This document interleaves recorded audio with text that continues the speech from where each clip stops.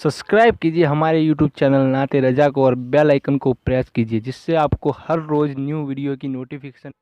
मेरे आका सल्लल्लाहु अलैहि वसल्लम फरमाते हैं, जिसकी उम्र 40 साल हो जाए और उसके नामे आमाल में तौबा न हो, वो अपने आप को जहन्नम के लिए तैयार कर ले। दुनिया में अपने आप को जहन्नम के लिए तैयार कर ले। जो लोग 40 साल की उम्र कर चुके हैं, क्या उनके नामे आमाल में सच्ची तौबा है? अगर नहीं तो आज तौबा करे। और जिनकी अभी 40 साल नहीं हुई, वो खेल कूद में, अय्याशी में, गुनाहों में अपनी जिंदगी को न गुजारे, बल्कि जवानी में तौबा कर लो। 40 साल के बाद जवानी खत्म हो जाती है। अगर अल्लाह ने मौका दिया और 40 साल अभी नहीं हुए, तो अल्लाह की बारगाह में सच्ची तौबा कर लो। मेरे आका फरमाते हैं, जब कोई जवान सच्ची तौबा करता है तो 40 दिन तक अल्लाह अर्श के नीचे कंदील को रोशन करता है। फरिश्ते पूछते हैं, ये कंदीलें क्या है? तो इरशाद होता है, आज एक बंदे ने तौबा की है, उसकी खुशी में कंदील रोशन की गई है। मुसलमानों, बरसों गुनाह करो, अगर सच्ची तौबा कर लो तो मौला माफ करता है। उससे बड़ा कोई माफ करने वाला नहीं। आज ये मैं आपको बताऊं, एक शख्स हबीब नाम का था। हबीब नाम का वो बंदा इंतहाई सख्त दिल, बदनाम जमाना था, और उसके बाद उसका कारोबार सूद का कारोबार था। वो बड़ा मालदार इंसान था। जैसे जैसे माल बढ़ता गया, उसने लोगों को सूद पर पैसे देता गया। और जब सुबह के वक्त हबीब निकलता और निकलने के बाद लोगों से पैसे वसूल करता, तो लोग अगर ना कह देते तो उनको मार धाड़ करता, उनकी पिटाई करता। इस वजह से हबीब से लोग सूद पर रुपये तो लेते थे, लेकिन उससे नफरत भी करते थे, क्योंकि वो सख्त दिल इंसान था। वो लोगों के दरमियान गुनहगार मशहूर था, लोगों के दरमियान बदतरीन मशहूर था। फिर क्या हुआ, एक दिन हबीब जो है वो निकला है सूद की वसूली करने के लिए, और लोगों से वसूली करते हुए वो एक मकान पर पहुंचा। अंदर से आवाज आई, मेरे शौहर घर के अंदर मौजूद नहीं है। तो हबीब ने चिल्ला कर कहा, तेरा शौहर हो या ना हो, मैं तो मेरा सूद वसूल करके ले जाऊंगा। ये सूद क्या है मुसलमानों? जिसे हम अपनी जबान में ब्याज कहते हैं। आकाए करीम सल्लल्लाहु अलैहि वसल्लम फरमाते हैं, जिसने एक लुकमा सूद का खाया, गोया कि उसने अपनी मां के साथ 36 मर्तबा जिना किया। अगर किसी की मां को गाली दी जाए, उसकी आंखों में खून उतर आता है। लेकिन आज का मुसलमान मालदार बनने के लिए सूद का कारोबार कर रहा। सूद लेना जितना बदतरीन जुर्म है, सूद देना भी उतना ही बड़ा जुर्म है। सूद देना भी उतना ही बड़ा गुनाह है। सूद लेने वाले पर, सूद देने वाले पर, सूद लिखने वाले पर, सूद पर गवाह बनने वाले पर अल्लाह के रसूल ने सब पर लानत फरमाई है। आज लोग इस लानत में डूबे हैं। बेटी की शादी है तो नाम नेहात की इज्जत के लिए सूद से पैसा लाते हैं और खूब धूमधाम से शादी करते हैं। अल्लाह अकबर। मुसलमानों, सूद की लानत से बचो, लेने से भी बचो, देने से भी बचो। अगर आज से पहले लिया दिया है, सच्ची तौबा कर लो, अल्लाह तौबा को कबूल करने वाला है।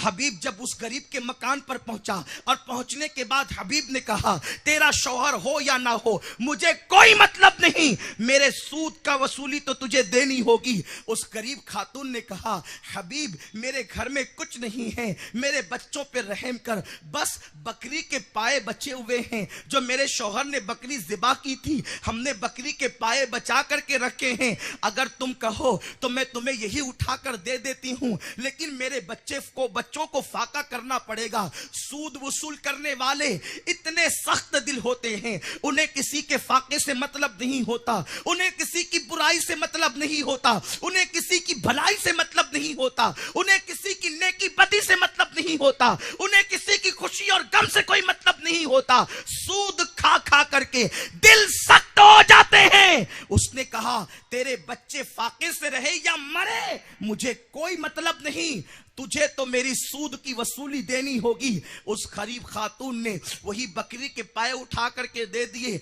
हबीब खुशी खुशी लाया और बीवी से कहने लगा, ये लो, मैं सूद की वसूली में देखो बकरी के पाए लाया हूं, जरा लजीज बनाना, हम खाएंगे। लेकिन जब पाए तैयार होने लगे, जैसे ही पाए पकने के करीब थे, एक साइल ने सदा दी, एक साइल ने आवाज लगाई, कोई है अल्लाह के लिए खिलाने वाला। हबीब के दरवाजे पर फकीर खड़ा था। खुदा जाने वो फकीर कैसा साहिब दिल था। जब हबीब के दरवाजे पर सदा लगाने वाले फकीर ने सदा लगाई, तो उस हबीब ने कहा कि अगर मैं तुझे दे दूंगा बकरी के पाए तो तू तो मालदार नहीं हो जाएगा, अलबत्ता तुझे भीख देने की वजह से मैं गरीब हो जाऊंगा। चल निकल यहां से, मैं तुझे कुछ नहीं दे सकता।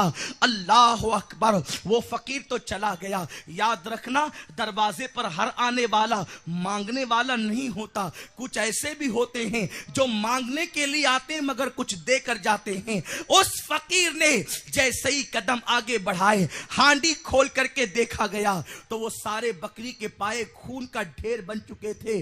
उस वक्त हबीब के दिल पर एक असर हुआ।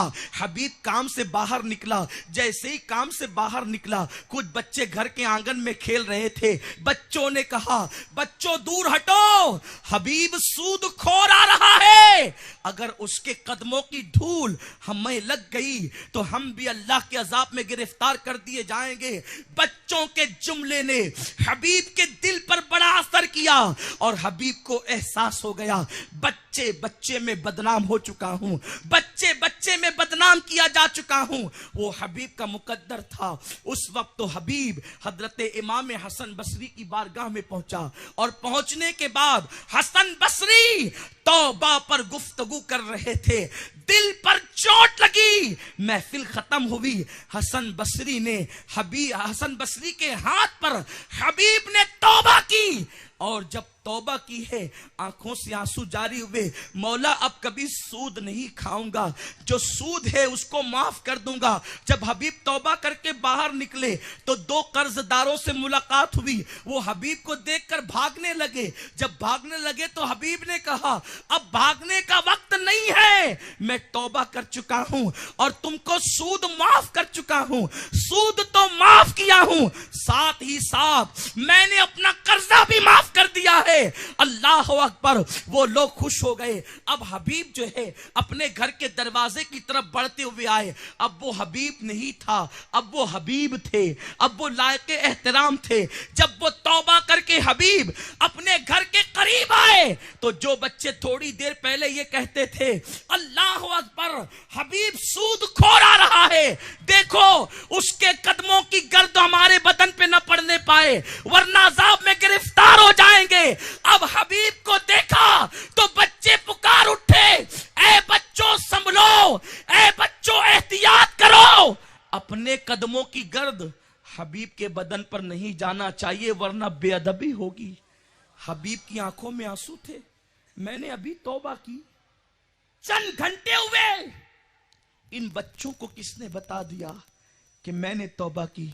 हबीब कहते हैं, वाह मौला, इतने दिन से झगड़ा था तुझसे, अभी एक दिन भी पूरा नहीं गुजरा सुलह करने में, तो तूने बच्चे बच्चे के दिल में मेरा एहतराम पैदा कर दिया, मेरी ताजीम पैदा कर दी।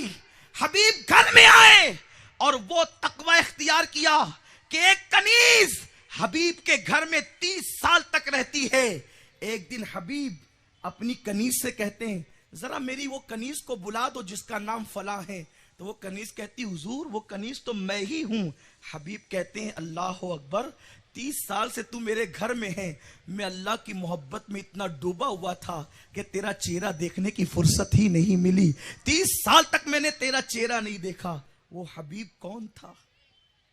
वो कौन हबीब है जो सूदखोर से इतने मुत्तकी बने, वली बने?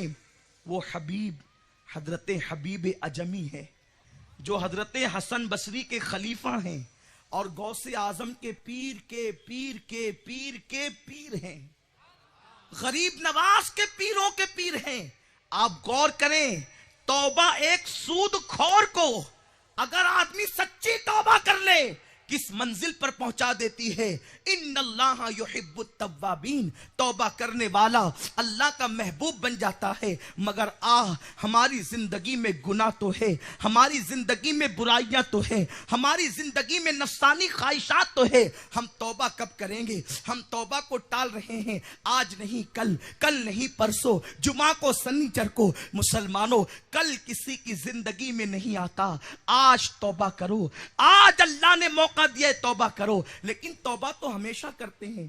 तौबा है क्या? तौबा आंखों से निकलने वाले आंसू की तरह है। जैसे आंख से आंसू निकलता है और फिर उसी रास्ते से दोबारा आंख में नहीं जाता, उसी तरह तौबा करने वाला जब गुनाह से निकलता है तो दोबारा गुनाह की तरफ नहीं जाता। इंटरनेट पर बैठकर रात के 3-3 बजे तक गंदी फिल्म देखने वाले मेरी कौम के जवानों, औरतों को पार्कों में ले जाकर उनकी इस्मत का सौदा करने वाले मेरे भाइयों, किसी का माल कसब करने वाली मेरी कौम के जवानों, आओ एक हदीस पाक पेश करूं। हो सकता है कि किसी के दिल पर यह अल्फाज जाकर लग जाए और किसी की जिंदगी संवर जाए। फकी अबू लैस समरकंदी रहमतुल्लाह ताला अलैह अपनी किताब में लिखते हैं, एक मर्तबा हजरत सैयदना फारूक आजम रदी अल्लाह ताला अन्हु बारगाह रिसालत में बहुत रोते हुए आए, गिड़गिड़ाते हुए आए। दिल के कानों से इस गुफ्तगू को सुन ले। हो सकता है कि किसी के दिल पर बात लगे तो मेरा यहां आना कबूल हो जाए। बहुत तवज्जो आपकी चाहूंगा, अंदर वाले बाहर वाले जो जहां से है वो इस हदीस मुबारक को सुने। मैं हदीस पाक का मफहूम पेश कर रहा हूं। मेरे प्यारे आका अलैहिस्सलाम के प्यारे दीवानों, जिस वक्त तो सज्जदना फारूक आजम रोते गिड़गिड़ाते आहोजारी करते बारगाह रिसालत में पहुंचे, मेरे आका ने पूछा, उमर इस तरह बेचैनी के साथ, इस तरह बेकरारी के साथ आखिर आने की वजह क्या है? फारूक आजम कहते हैं, या रसूल अल्लाह, आज आपकी चौखट पर एक नौजवान को मैंने रोता देखा। उसको रोने का असर मुझ पर यह हो गया कि मेरी आंखों में आंसू जारी हो गए। आका ने फरमाया, उमर जरा उस नौजवान को बुलाओ तो सही, उस नौजवान को अंदर तो बुलाओ। वो नौजवान अंदर आया। आने के बाद वो सर पे खाक डाल रहा था, वो रो रहा था, वो अपने गिरेबान को चाक कर रहा था। आका ने फरमाया, ए जवान, ये तू गिरेबान जो चाक कर रहा है, ये जो तू सर पे खाक डाल रहा है, वजह क्या है? वो नौजवान कहता है, या रसूल अल्लाह, मैं तो हलाक हो गया, मैं तो तबाह हो गया, मैं तो बर्बाद हो गया। आका ने फरमाया, क्या हुआ? उस नौजवान ने कहा, या रसूल अल्लाह, मैंने बहुत बड़ा जुर्म किया है, मैंने बहुत बड़ा गुनाह किया है, मैं तो तबाह हो गया। आका, मेरे आका ने फरमाया, क्या तूने शिर्क कर लिया? अर्ज किया, नहीं या रसूल अल्लाह, मैंने शिर्क नहीं किया है। आका फरमाते, फिर क्या तूने जमीन से बड़ा गुनाह किया? अर्ज किया, हाँ या रसूल अल्लाह, मैंने जमीन से बड़ा गुनाह कर लिया। मेरे आका ने फरमाया, क्या तूने आसमान से बड़ा गुनाह किया? हाँ या रसूल अल्लाह, मैंने आसमान से बड़ा गुनाह किया। क्या तेरा गुनाह कुर्सी से बड़ा है? हाँ या रसूल अल्लाह, मेरा गुनाह कुर्सी से भी बड़ा है। क्या तेरा गुनाह अर्श से बड़ा है? हाँ या रसूल अल्लाह, मेरा गुनाह अर्श से भी बड़ा है। मेरे आका ने फरमाया, तेरा गुनाह बड़ा है या मेरा अल्लाह बड़ा है? अल्लाह अकबर। जैसे कहना था उसने गर्दन को झुका लिया और अर्ज किया, या रसूल अल्लाह, मेरा गुनाह बहुत बड़ा है, लेकिन मेरे अल्लाह से बड़ा मेरा गुनाह नहीं हो सकता। अल्लाह ही बड़ा है, अल्लाह ही बड़ा है, अल्लाह ही बड़ा है। जब उसने ये नारा लगाया तो आका ने फरमाया, बड़े गुनाह को बड़ा रब ही माफ करता है, अजीम गुनाह को अजीम खुदा माफ करता है। अल्लाह बड़ा है तो वो तेरे गुनाह को जरूर माफ करेगा। मगर बंदे बता तो, तेरा जुर्म क्या है, तेरा गुनाह क्या है? उसने निगाहें नीची की, अर्ज किया, आका, ये न पूछते तो अच्छा होता। मेरे अंदर इतनी ताकत नहीं कि मैं अपने दास्तान गुनाह को बयान कर सकूं। मेरे अंदर इतनी कुव्वत नहीं कि अपने गुनाह की दास्तान को अर्ज कर सकूं। आका ने, तुमने वो अर्ज तकरीबन साल का अरसा बीत चुका, मैं हर रोज कफन चुराता हूं और मुर्दों को नंगा करता हूं। एक दिन कब्र खोदने वाले ने मुझे इत्तला दी, अंसार के घर में बहुत मालदार घर की एक लड़की का इंतकाल हो गया और उसका कफन बड़ा कीमती होगा। कब्र को निशान लगा दिया गया और जब कब्र को निशान लगाया गया, रात की तारीकी में निशान ज़दा कब्र पर मैं पहुंचा। वो अजीब मंजर था। चांद अपने पूरे आबोताब के साथ चमक रहा था। चांद की दूधिया दूधिया रोशनी कब्रस्तान की कब्रों को मुनव्वर कर रही थी। कब्र खोदी गई। कब्र खोदने के बाद उस लड़की को बाहर निकाला गया। जब लड़की के बदन से कफन निकाला गया, एक तो वो लड़की नेक थी, बहुत खूबसूरत थी। जब उसके कफन को उसके बदन से मुकम्मल निकाल लिया गया होगा, अब आप समझ सकते हैं कि कैफियत क्या हुई होगी। मेरी ज़बान हया इसकी इजाजत नहीं देती कि मैं उस पस मंजर को बयान करूं। अलबत्ता मैं यही इशारा कर सकता हूं कि पूरा कफन निकाल लिया गया, लड़की का पूरा बदन बरहना हो गया। चांद की दूधिया दूधिया रोशनी लड़की के गोरे गोरे जिस्म पर पड़ी है तो वो कहता है, आका मुझ पर शैतान ने हमला किया। मैं तो कफन छीन ही चुका था, लेकिन कब्रस्तान में, वो भी कौन सा कब्रस्तान, जन्नतुल बकी। कौन सा कब्रस्तान, जन्नतुल बकी। उसमें मैंने उन कब्रों के दरमियान उस मुर्दा लड़की के साथ ज़िना किया। जब मैं उस लड़की के साथ ज़िना से फारिग हूं, जब मैंने ज़िना कर लिया तो मैंने देखा वो लड़की जिंदा हो गई और उसने रो कर कहा, अल्लाह तुझे गारत करे, अल्लाह तुझे कभी माफ न करे, अल्लाह तुझे हलाक करे। तूने मुझे मुर्दों के दरमियान गंदा कर दिया, तूने मुझे मुर्दों के दरमियान गंदा कर दिया, तूने मेरी आबरू ले ली। मैं इनके दरमियान कैसे रहूंगी कयामत तक। तूने मुझे नापाक किया है मुर्दों के दरमियान। आका मैं कफन छोड़ करके भागा, लेकिन अब मेरी कैफियत यह है कि जब मैं तन्हाई में होता हूं, उस लड़की के जुमले मेरी कानों से टकराते हैं, उसकी बद्दुआ मेरे कानों में आती है। आका अब मेरी बिस्तर की नींद उड़ गई है, मैं खाना नहीं खा सकता, मेरी बेचैनी को आप करम फरमाए। आका तन्हाई में उसकी सदाए बाज़गश्त मुझे बेचैन करती है, न दिन को चैन है न रात को चैन है। आका ने जैसे ही सुना, कहते हैं जो जितना बड़ा आलिम होता है वो उतना बड़ा अल्लाह से डरने वाला होता है। पूरी दुनिया में, पूरी कायनात में, अर्श से फर्श तक रसूलुल्लाह से कोई बड़ा आलिम हो नहीं सकता। इसलिए अल्लाह के रसूल से ज्यादा अल्लाह से डरने वाला कोई मौजूद नहीं है। हुजूर सबसे ज्यादा अल्लाह से डरते हैं। आका ने सुना, आका फरमाते, अल्लाह मैं इसके अमल से बरी हूं, इसके अमल से बेजार हूं। और आका फरमाते, नौजवान जल्दी यहां से निकल, जल्दी खसक, मुझे डर लग रहा है कहीं तेरी वजह से अल्लाह आग का अजाब नाजिल न कर दे,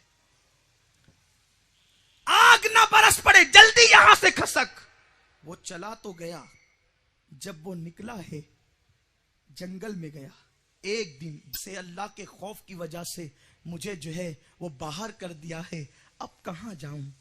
तो एक दिन जब 40 दिन बीत गए, वो बंदा कहता है, क्या कहता है, तू मसजूद है मैं साजिद हूं, मेरे करीम तू माबूद है मैं अब्द हूं। तू तो अपने बंदों से मां से ज्यादा प्यार करता है। अगर मेरा गुनाह इतना बड़ा हो ही गया है कि तेरे यहां मेरे गुनाह की माफी नहीं है, तो फिर भेज वो अजाब।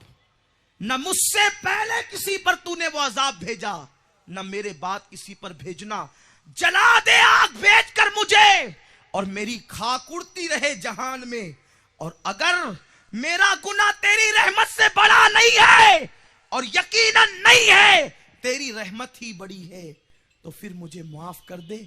और ऐसे नहीं, तेरे हबीब को बता दे कि तूने मुझे माफ कर दिया, तेरे महबूब के सहाबा को बता दे कि माफ कर दिया तूने। अभी उसकी जबान से ये जुमले निकले थे और आंखें सावन भादों की तरह बरस रही थी। उधर बुलबुले सिदरा बारगाहे रिसालत में आते हैं और अर्ज करते हैं, या रसूल अल्लाह, अल्लाह आपको खुशखबरी देता है कि उस कफन चोर के गुनाह को अल्लाह ने आपके सदक़े में माफ फरमा दिया है। और हबीब सुनिए, अगर कोई इससे बड़ा भी गुनाह करेगा, ये जो 7 साल गुनाह किया उसने, कफन चोर ने, मुर्दास ने जिना किया, उसका कफन चुराया, या रसूल अल्लाह, अगर इससे बड़ा भी कोई जुर्म करेगा और सच्ची तौबा करेगा तो अल्लाह का वादा है, अल्लाह उसको आपके सदक़े में माफ फरमा देगा। ए उम्मते मोहम्मदिया, ए मेरी कौम के जवानों, हम आप बहुत बड़े मुजरिम हैं, बहुत बड़े गुनहगार हैं, लेकिन याद रखो, हमने उस कफन चोर की तरह तो गुनाह नहीं किया है। अगर हम सच्ची तौबा कर लें, हम इस महफिल के अंदर आए हैं, सुन्नी दावत इस्लामी का मकसद भीड़ इकट्ठा करना नहीं है, तब्दीली लाना है, इनकलाब लाना है। अपने अंदर तब्दीली लाओ। कब तक गुनाह करोगे? गुनाह करके न किसी कौम को चैन और सुकून मिला है, न हमें मिल सकता है।